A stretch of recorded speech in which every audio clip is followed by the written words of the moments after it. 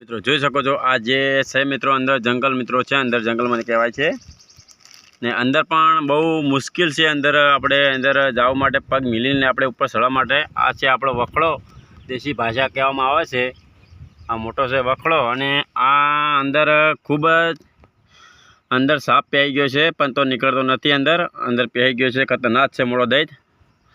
તો પણ આપણે અંદર પેસી ગયો ને તમને બતાવો જો અંદર બેસી ગયો અંદર એકદમ પોલું છે અંદર જોઈ શકો તો આ વખડો છે એ વખડાનું અંદર પોલું થઈ ગયું છે અને ચીરાઈ ગયેલું છે આર્યું જોઈ શકો છો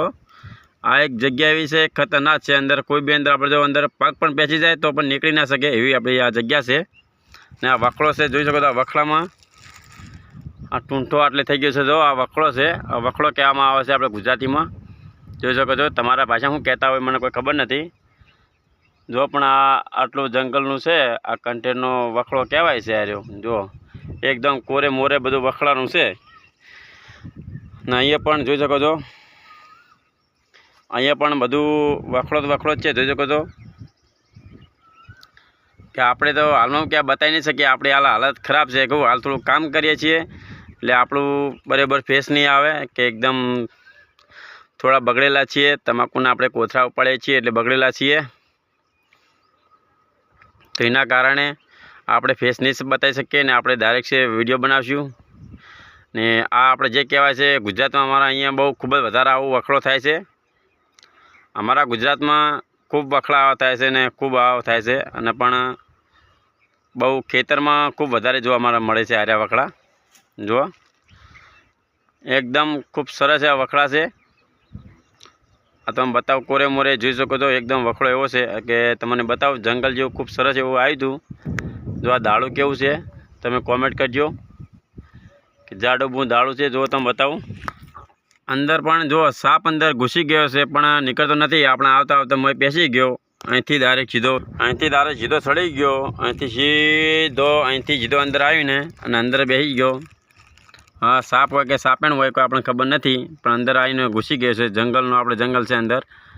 પણ અંદર આટલાય મોડીને આખું પૂરું તળિયા જો તમને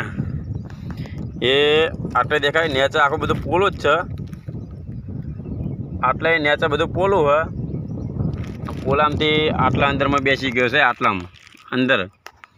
જો તમે અંદર લાઇટ કરું તો પણ નહીં દેખાય અંદર જુઓ તમે કે એવું છે સારો નજારો જોયું ને અંદર સાપ ઘૂસી ગયો છે ને સારું બહુ મુશ્કેલ છે આ વાડું અંદર જો તમને અંદર પેસી જાય અંદર ફોન પડી જાય તો તળી આપણા હાથમાં ના આવે આખું મૂળ કાપવું પડે તો તારે આપણા હાથમાં આવે છે નીચે મૂળ કાપો તારે આપણે ફોન હાથમાં આવે છે ને બાકી ફોન નતો હાથમાં નહીં આવી શકતો કે આ મોટું અંદર દઈ જ છે અંદર પણ સાપ અંદર ઘૂસી ગયો છે પણ હવે આપણે કેવી રીતે ગાંઠ્યું નહીં આપણે તો કોમેન્ટ કરજો તમે અંદર આપણા આવતા અંદર ઘૂસી ગયો છે ને જીતો આમાં બે ગયું છે આ મોટી દેશ અંદર બકોલ છે ને અરે આખું આટલે પોલું છે બતાવો જો બતાવીએ આખું આટલે પોલું છે આખું જો અરે આખું આટલે પોલું છે જો બધું છે ને આખું છે આખો વખડો આખો પોલો છે આખું તો થડ કેવડું જાડું જો બતાવું જો આટલું જાડું થડ છે હા તમે જ કહો આટલું જાડું થડ છે તો અંદર આવ્યું બખોલ છે તો અંદર સાપ ભાઈ પડાઈ રહ્યા છે કે નીકળશે કેવી રીતે કદાચ નીકળીએ તો કે નક્કી નથી જો આ વખડો છે આવડો મોટો ફાલેલો છે અમારે એક જ છે આવા ક્ષેત્રમાં બાકી બીજા વખડા જોવા તમને નહીં મળી આ બાજુ એક જ વખડો છે આટલો જો જમી પણ નવરી પડી છે અને શેડાયેલી પડી છે જો એકદમ બધું શેડાયેલું છે જો અને હવે વાવેતર આવશે કદાચ એરંડા કે કપાસ આવશે સોરી કપાસ તો વાવેતર થઈ ગયું છે પણ એરંડાનું સિઝન આવશે ત્યારે આપણે જરૂરથી તમારો બ્લોગ બતાવશું અને અમારા વિડીયોમાં બનાવી રહેજો એન્ડ સુધી તમને પૂરો વિડીયો આવશે તો જોઈ શકો તમે જો આ જંગલમાં મંગલ કહેવાય છે જો આવ્યું આ જંગલમાં મંગલ કહેવાય છે જો તમે થોડું ઝૂમ કરું તમને દેખાય તો અંદર તો નહીં દેખાય જો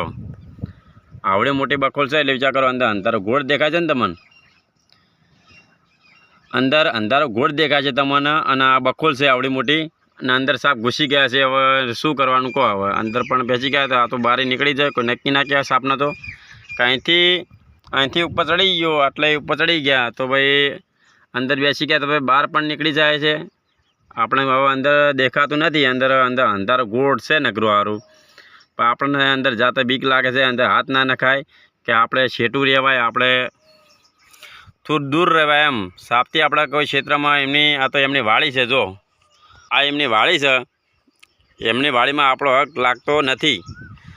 જો આ વાડીમાં ફરતા હોય, આ બધી સામેથી આવ્યા અને આ સામે વાડ છે, આ વાળ હોય ને વાળે વાળે ફરતા જ હોય, આ વાળે વાળે ફરતા હોય. જો હોયથી સોમે જો હોયથી વાળે ફરતા હોય, આ હોયથી આ બધો કચરો છે ને હોયથી ફરતા હોય, એટલે ફરતા ફરતા જીદા અંદર આવે,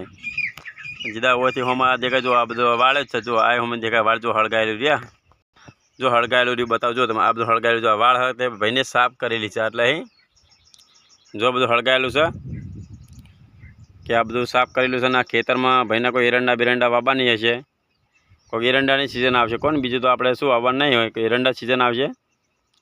એરંડાને વાવવા પડશે. જો ભાઈને હળગાવી દીધું છે, બધું સૂકું કરી નાખ્યું છે, બધું કમ્પ્લીટ કરી નાખ્યું છે. અને તમને થળ બતાવજો, આ રે થળ. હવે પેલી સામે જોબુડ હશે, પણ જોબુડ આપણે ક્યારે ખાવા જઈએ ના? ચાલો બપોર જેવા આવશું, ઉપર ચડીને જોબુ ખાશું, પાક્યા હોય તો. હો, પાક્યા હોય તો જોબુ ખાવું, ને કે નહીં પાક્યા હોય તો કાંઈ નહીં. આપણે અગિયાર સિઝન હવે ચાલુ થાય છે જોબુની, હવે વરસાદ આવશે ત્યારે પાકી જશે ને જોબુ પણ આવી જશે. અને તમે પણ જોબુ ના ખાતા જરૂરથી જોબુ ખાજો ને કોમેન્ટ કરજો. જોબુ તો ખૂબ સરસ હોય, તે હું પણ જોબુ ખાઉં છું. તો ચલો આપણે હાફ જોઈ રહીએ અંદર નીકળે છે કે નહીં, અંદર ચેક કરીએ અંદર ભૂડું કાઢે છે કે નહીં.